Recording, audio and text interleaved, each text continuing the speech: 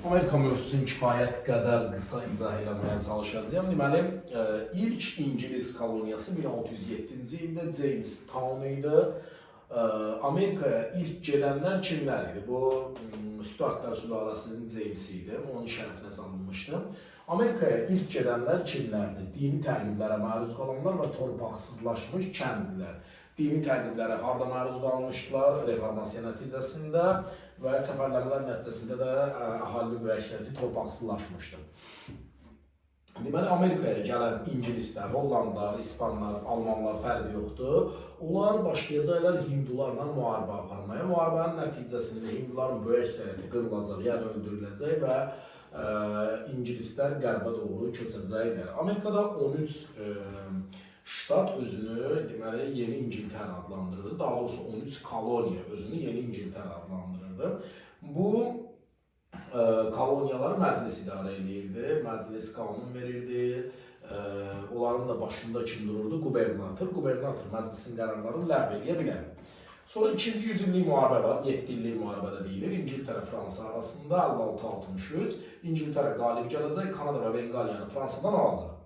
Sonra isə İngilislər qadağalar qoymuşdular koloniyalara. Hansı qadağalar var idi? Deməli, manufaktura aça bilməzdilər, metal istehsal edə bilməzdilər, yun parça istehsal edə bilməzdilər. Onlara qadağalar qoyulmuşdu. Həmçinin İngiltərə öz mənafeyinə uyğun onlara müəyyən ölkələrlə ticarət eləmələri qadağan eləmişdi koloniyalarla. Bütün məhsullu daşımaları da İngilis gəmiləri ilə aparılmalı idi. 1765-də möhür rüsumu qanunu verilir. Qanuna əsasən qəzet, jurnal nə çap edəcəkdirsə, bunun üçün İngilislərə vergi ödəməli idi. Sonra əhalinin etirazı ilə möhür rüsumu ləğv ediləcək. 1773-cü ildə Boston çay qonaqlığı adlı bir hadisə baş verəcək. Deməli, mövzunun mahiyyəti nədir?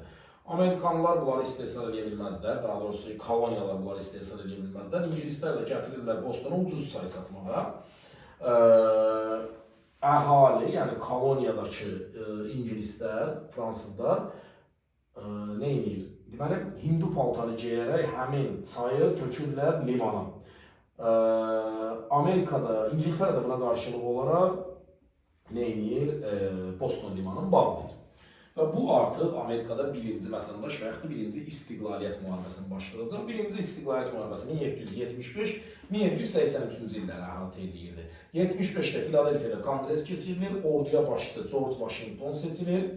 76-cı ildə Çarı ştatlarında Lexington bir dənə də döyüş var idi. 2 dənə döyüş idi, hər ikisini ABŞ udmuşdu.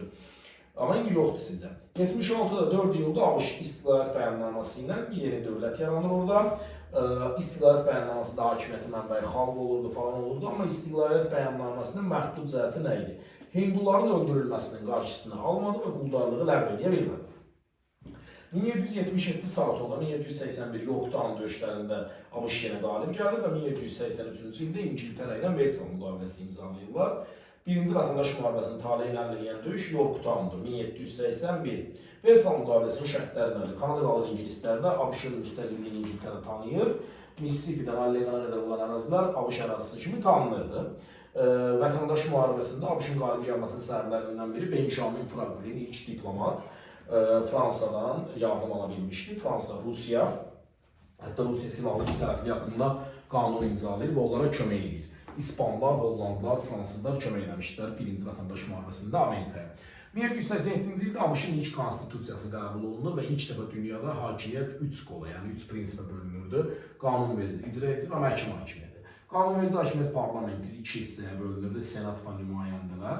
Senatda 1832-ci ildə İngiltərədə olduğu kimi hər şəhərdən 2 burjuaziya, 2 nəfər seçilirdi. Nümayəndələrdə isə əhalinin sayına görə xalq tərəfindən seçkilər olurdu. Tutalım ki, hardasa 100.000 adam var, oradan 1 nəfər seçilirdi Nümayəndələr Palatasına, 200.000 var, 2 nəfər seçilirdi bu şəkildə. Prezident icra edici hakimiyyətin başçısı ilə 4 ildən bir seçilirdi, qanunverici hakimiyyətə veto qoya bilirdi. Məhkəmə hakimləri ömürlük seçilirdi, qanunverici hakimiyyətin təklifi ilə prezident təyin edirdi məhkəmə hakimləri. 1789-cu ildə ilk prezident George Washington seçilir, 1791-ci ildə hüquqlar haqqında bil verilir. Yəni, konstitusiyaya birinci düzəliş. Söz vicdan azadlıqları verilir və qanunsuz həbslər olmazdı. Qanunsuz həbslər qadağan olunurdu. Sonra Thomas Jeffersonun dövrüdür. Jefferson nə edir? Seçki senzillər verir, qulların ölkəyə gətirilməsi 1808-ci ildə qadağan edir. Napoleondan Luizananı alır, Napoleonla münasibətləri korlanmışdı. Napoleon Luizananı buna satır 1803-cü ildə. Sonra bu da İspaniya ilə münasibətləri korlayacaq. Çünki Napoleonla, yəni Fransa ilə İspaniyanın ortaq mülkü idi Luizana. Quldarlığın ləğvinə cəhd eləsə də ləğv eləyə bilmir və ABŞ 19-cu əsrin əvvəllərində özünü təcrid siyasəti yürüdürdü. Yəni Avropadakı müharibələrə qoşulmurdu. Məsələn, Napoleon müharibələrinə qoşulmurdu. Niyə inkişaf eləmişdi? Okeanı tərəfində ilə arasında müharibə getmirdi və həmçinin 48-49-cu illərdə, yəni 40-cı illərdə Avropada yaranmış dağınıqlıqdan istifadə edir. 46-cı ildə Qreqanı, 48-ci ildə Meksikanı tuta bilmişdi. Monroe doktrinasından qabaq biz nəyə baxaq? İstiqlaliyyət müharibəsi, ikinci istiqlaliyyət 12-14-cü il Gent müqaviləsi ilə bitir. İngiltərə, bundan sonra ABŞ müstəmləkəsi kimi baxa bilməzdi. Müharibə niyə başlamışdı? ABŞ Kanadaya hücum eləmişdi, başlamışdı. Kanada, İngiltərədə qalırdı. ABŞ da Kanadaya hücum edə bilməzdi bundan sonra. Bir də İngilislər ABŞ-ın dünya sularındakı gəmilərinə hücum edirlər. Ona görə araları bərbad olmuşdu və ikinci istiqlaliyyət müharibəsi də bu şəkildə ABŞ-a müstəmləkəsi kimi baxa bilməz, tərəflər arasında müharibə bitirdi. Kanadaya da hücum edə bilməzdi ABŞ. 61-65 ikinci vətəndaş müharibəsi idi. Şimalla cənub arasında cənubda quldarlıq var, şimalda fermer təsərrüfatı var. Ümumiyyətlə ABŞ-da məskunlaşma daha çox cənubda idi. Niyə? Şimal torpaqları münbit deyildi. Əhali daha çox cənubda məskunlaşmışdı. Vətəndaş müharibəsinin birinci mərhələsi 61-62-ci illərdir, cənubudur. İkinci mərhələ 63-65-in şimalıdır. Birinci mərhələnin cənubu niyə olur? Homesteadlər haqqında qanun, Fransanın köməyi, bir də azadlıq haqqında bəyannamə imzalanmışdır. Yəni, cənubda yaşayan qulların maraqlarında deyildi. Əgər şimal udarsa nə olacaq? Belə bir paradoks vəziyyət var idi. Ona görə də Abraham Lincoln, hansı ki 1860-cı ildə prezident seçilmişdi. Bu, Respublikaçılar Partiyasından idi. Deməli, nə olur? Bu, Homestead haqqında qanun verir. Qanuna əsasən 62-ci ildə. Bu qanunlar hər ikisi 62-dədir, amma azadlıq haqqında bəyannamə, yəni quldarlığın ləğvi 63-cü il yanvarı idi. Qanuna əsasən nə olurdu? 65 hektar ərazi verilirdi sənə, $10 qarşılığında, 5 ildən sonra sənin şəxsi mülkiyyətinə keçirdi. O halda ki, sən şimala qarşı müharibələrdə iştirak edəməzsən. Azadlıq haqqında bəyannamə ilə də bütün Amerikada, yəni xüsusilə cənubda quldarlıq ləğv olundu. Çünki 60-cı illərdə Şimali Amerikada quldarlıq yox idi. Bu testlərdə ən çox qarşımıza çıxan problemlərdən biridir.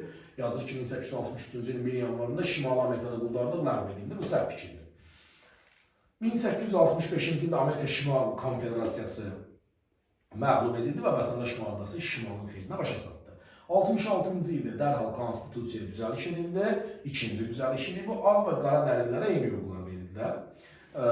Sonra Theodore Roosevelt'in dövrüdür. Bu trestlər əleyhinə qanun vermişdi. Trestlər ABŞ-da inhisar birliklərinə deyirlər. Yəni bir neçə şirkətin birləşməsinə. İlk trest John Rockefeller'ın standart oyunu idi. Sonra Morgan'ın Pollard tresti var idi. Bu kapitalın müəyyən yerdə mərkəzləşməsinə qarşı olaraq trestlər əleyhinə qanun verirdi.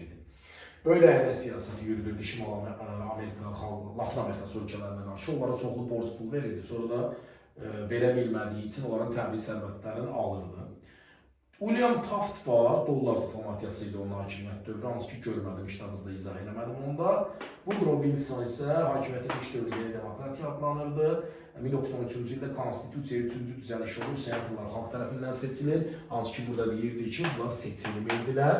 Amma 13-cü ildən sonra senatorlar da xalq seçəcəkdi. Bir də bank sahəsində müəyyən islahatlar keçirilmişdi.